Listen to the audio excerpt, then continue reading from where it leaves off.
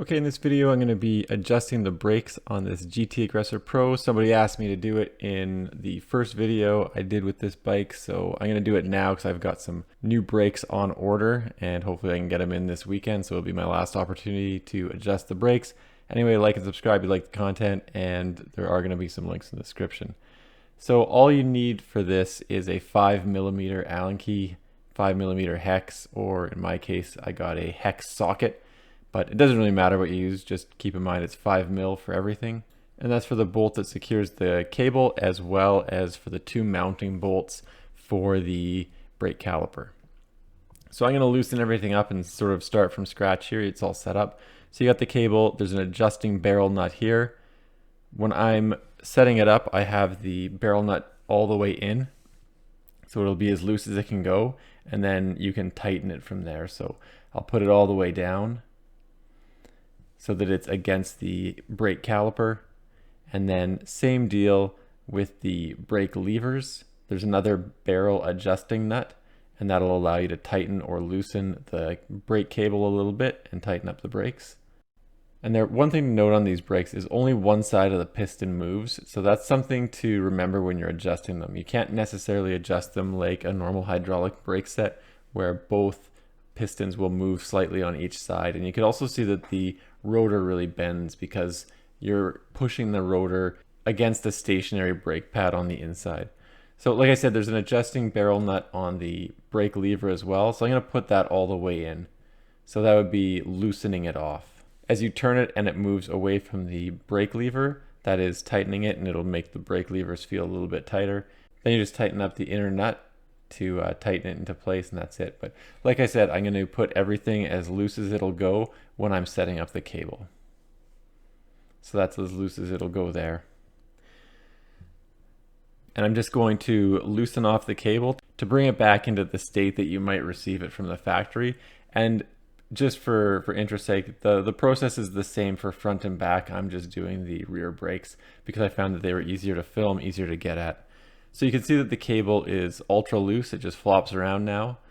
And for these brakes, I find that once you loosen that cable off, that arm that the cable's connected to actually drops down a little bit. So you actually need to lift the arm up a little bit while you're tightening the brake cable.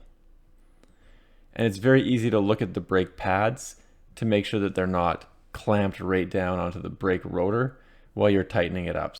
So you want to lift that arm up a little bit so that it's not ultra loose, because you'll never get it tight enough, but you don't want it so tight that the brake pads start contacting the rotors, because like I said, I loosened the two barrel nuts.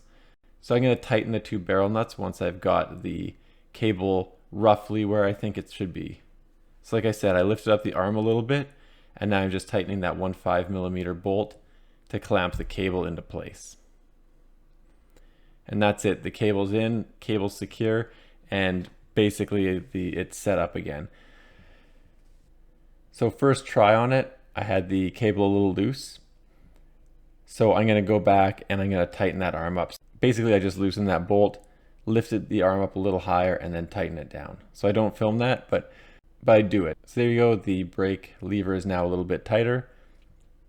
I'll just lift the rear end up and give it a spin and just make sure that the brakes aren't dragging against the rotor. And obviously they're not dragging on the rotor yet. Now normally what I do is tighten up these barrel nuts either at the brake caliper. I don't usually do this at the brake caliper because I have hydraulic brakes on mine, but I will tighten up the one on the brake caliper, and then I'll tighten up the one on the handlebars as well a little bit. And I'm just sort of looking for when the brake pads start touching the rotor, and then I'll back it off just slightly from there. So tighten it up a little bit at the brake caliper, give the wheel a spin, still look good. Then go up to the brake lever, turn the barrel nut to tighten the brakes a little bit more, and that's pretty good. I usually go until I start getting a little bit of brake rub, and then I back off one or both of the barrel nuts slightly so that the brakes are no longer rubbing. And that's pretty much how I set up the cable for the brakes. Now to adjust the actual position of the brake calipers on the rotor, obviously mine are already set up, so I'm just going to loosen the brake caliper right up here so it's just sort of flopping around, and then I'll depress the brake lever. For a normal set of hydraulic brakes, I usually press the lever and that'll center the caliper on the rotor. That is not the case with these because like I said, only one side moves. So what happens when you squeeze the brakes, it's going to pull the inner brake pad against the rotor and you're going to get that grinding noise. So if you have someone hold the brakes and then tighten it, the inner pad is going to be rubbing hard and the outer pad is, you know, it's going to back off, but the inner one won't. So what I do is I squeeze the brakes and that'll pull the inner pad evenly against the brake rotor. And then I just move the pads inward a little bit so that there's a bit of daylight showing between the brake rotor and the inside brake pad. So a little bit hard to see. So the pad that doesn't move, I just back it away very slightly from the rotor. And then obviously the pad that moves is going to back itself away. And then I just tighten it up. So a little hard to see with the camera, but you can see the daylight in between the rotor and the inner pad. Now, if you're still getting grinding, it could be that you have a bent rotor. That is a very real possibility, and that might be why you get some occasional rubbing.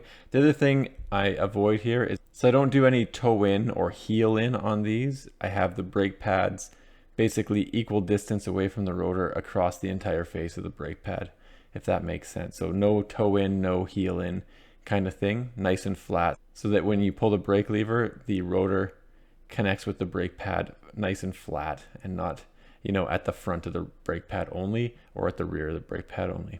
Anyway, that's the method I use to set up these GT Aggressor Pro brakes. It worked for me. Maybe it'll work for you. Like I said, the big problem is that you could have a bent rotor and that could be causing some of your brake rubbing issues. So look at the rotor while you spin it as well if you're getting brake rub. And if the rotor's sort of flopping around a little bit or the bolts that are holding the rotor onto the wheel aren't tight, you know, look at those things as well. Anyway, thanks for checking out my video. Don't forget to like and subscribe.